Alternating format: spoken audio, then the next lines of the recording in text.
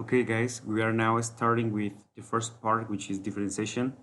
And I really hope that you gain some knowledge today. So, aiming to do that, we're going to be revising some past concepts, which I know personally that are crucial and very important when we're learning about calculus. So, I want you guys to remind about something called the slope of a graph, slope of a line. So I think that you guys remember this kind of graphs. So let me just draw for you guys this kind of graphs here. Sorry, my drawing is somehow terrible, but I'll be trying to do my best. So let me call it X and let me call it Y. Remember, these X and Y are the axes. Let me write here the axis, where we draw our graph. So when we were in our past level, we used to draw these lines like that. Let me say that this is a straight line in the form of y is equals to mx plus c. So that's what we used to call a straight line, and it is a straight line, sorry. And we used to say, let me say that this line passes through the region, which is in the axis 0, 0, which means at x is equals to 0 and at y is equals to 0. And let's say that it's also passes through this point. Let me say this point here. Let me say this point is 1 and 1. So at this point it's going to be 1, 1. The coordinates are 1, 1 and 0, 0. So remember that the slope, the definition of a slope is how this line actually tends to fall at an angle theta with the x-axis. So we used to say that the slope of the graph, let me write here, we used to say that the slope of the graph, slope S, is equals to my change in y over change in x. Okay, now I just want you guys to consider something. In terms of trigonometrical identities, we know that tan, this is my change in y first of all, and this is my change in x. Okay, so we know that tan of theta is equals to opposite over hypotenuse. Sorry, I made a mistake. Opposite over adjacent. Okay, now what is my opposite according to what we see on the graph? Our opposite is change in y over change in x. Okay, so we can say that the slope is equals to change in y over change in x, but also it is equals to tan of theta. So what we actually mean by slope of the graph is the sum of, say, the tan of the angle at which the line tends to fall, or the angle that is made with the x-axis by the line at all points. So I can give you another example. If you have, let's say a line that falls here, let's say that the angle it makes is 45 degrees. Okay, so my slope of the graph will be equals to tan of 45, which is equals to 1. Yeah, so that's the concept I really want you to know before proceeding with our part of differentiation, because differentiation is just a higher level for this basic concept. Okay, after understanding the meaning of the slope of the line, we can now consider more cases, because you can say, well, you have drawn a line like this, which is actually very simple to find the angle at which it tends to fall, or the angle it makes with the x-axis. But what if I have a line like this? This is known as a polynomial equation. Let me call it P of x, polynomial equation. How can I determine the slope of this graph? How can I do that? Let's say if I draw my angle here, theta, well, but my angle will be actually different if I draw it at here. And my angle will be very different if I draw it here. What does it mean? Well, it actually means that when we talk about polynomial equations, we mean that the slope of the graph, of course there is a slope, but this slope is always changing depending on where you measure it. Let's say the actual meaning of finding the slope in the polynomial equation is this. Or the way we used to do this is the following. If you want to find the slope, let's say at this point here, at this point, then what you have to do is you have to draw a tangent. Sorry, that's not a tangent line. You have to draw a tangent line. Remember, a tangent line is a line which passes only through one point of the graph and not otherwise. Okay, so you have to draw a tangent line at this point, and then you have to find the slope of this graph, of this line at that point, so you can now find the angle theta. Now remember that this tangent line will always be changing depending on where you put it. Okay, but it's going to be a very hard task for us to be always drawing tangent lines to a graph. So mathematicians, especially Newton, came with something called the first principle, which I'm going to be deriving right now. Well, guys, I know that you're very desperate and you want to know how to derive this first principle that we have talking since the beginning of the video, and now is the time. So please be happy a bit, relax, because what comes now is very nice. So let me draw first this graph for the derivation of the first principle of integration. So this is my x-axis, yep, and this is my y-axis. Is that okay? Yeah. So let me draw any polynomial equation, anyone. It's allowed.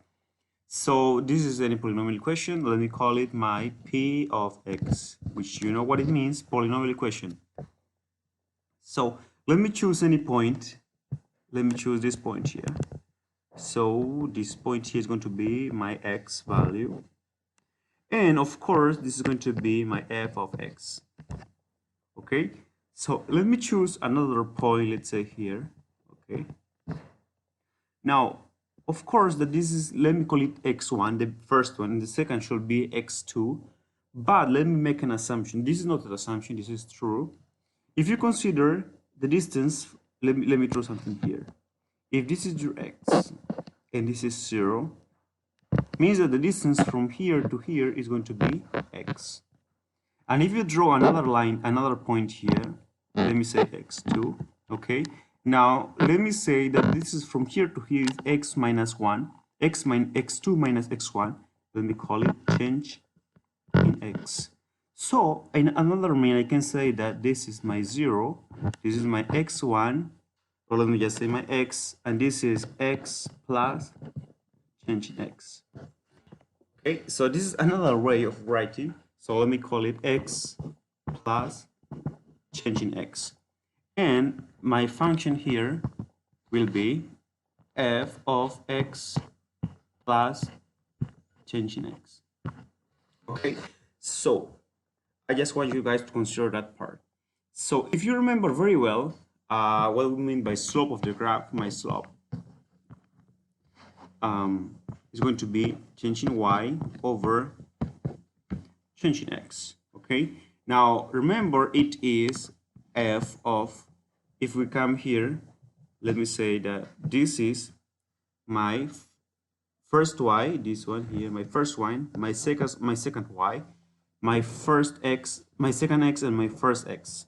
So change in y is going to be f of x plus change in x minus f of x. So f of x plus change in x minus f of x over the difference in x is change in x plus x minus x. So I have change in x plus x minus x. So my change in y over change in x is going to be f of x plus change in x minus f of x, all this over change in x.